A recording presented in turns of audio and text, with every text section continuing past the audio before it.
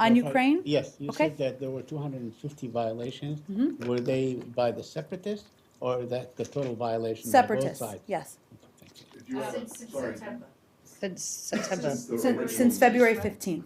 Oh, so February 15th Yes. agreement. Since Saturday, Yes, since Saturday. 250. Yes. Do you have, you have said, you have acknowledged before that there have been violations by the other side as well. Do you have a tally of how many times? Is it zero? I do According not. to- I think one of the challenges we hear and have here, Matt, and obviously I reference the Ukrainian government because they are the ones who have said 250 violations, is that the OSCE, while they've confirmed ceasefire violations by the Russian-backed separatists, they don't have access to a number of these areas. They are the independent evaluator of these violations. Well, the OSCE doesn't have access to Ukrainian-held positions? To Debaltseve and some other areas where they can get a sense of what's happening. I have not seen them speak to Ukrainian violations.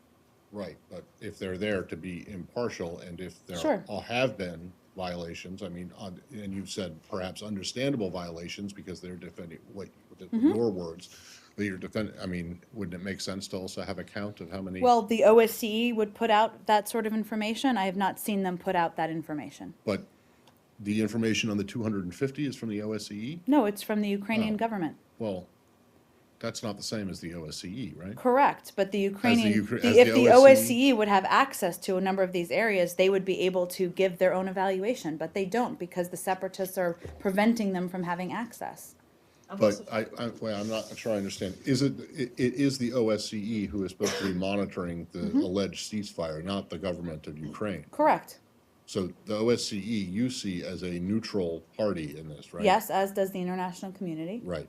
And you see Ukraine as being neutral in this? I didn't suggest that. Obviously, But Ukraine has a stake in the outcome Right, here. exactly. But you accept their figure of 250 violations by I the cited their rebels. figure because I Okay. think it's relevant information. I'm not suggesting that it's wrong. I'm just wondering why they don't have, why you're accepting it from the Ukrainian government, who obviously have a stake in this. If there are and violations being thrown out there by the Ukrainian government, then against them, then let's talk about What that. sort of examples of violations were the Ukrainian authorities citing?